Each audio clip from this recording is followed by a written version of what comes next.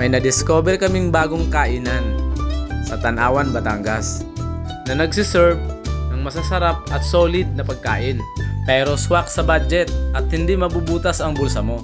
Kaya naman, talagang dinadayo ito ng mga taga-ibang lugar. Lalo at open sila ng 10 AM to 10 PM.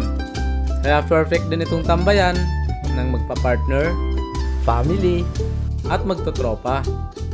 Ito nga pala yung ilan sa mga best sellers nila. Lutong Batangas Overload, Only Rice with soft drinks pa for only 100 pesos.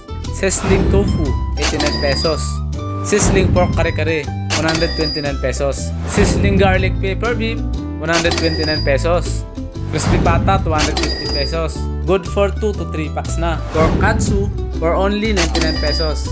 At hindi lang yan, dahil meron din silang coffee tea at milk tea na may iba't ibang masasarap na flavor na nagre-range lamang ng mula 39 pesos hanggang 55 pesos.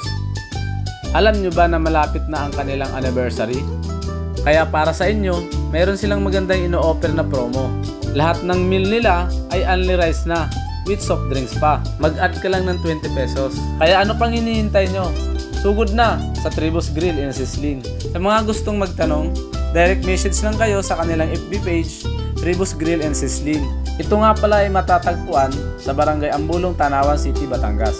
Madali lang itong makita dahil malapit lang ito sa may simbahan. Or pwede mo rin i-Google Map. I-type mo lang sa Google Map, Tribus Grill and Sizzling.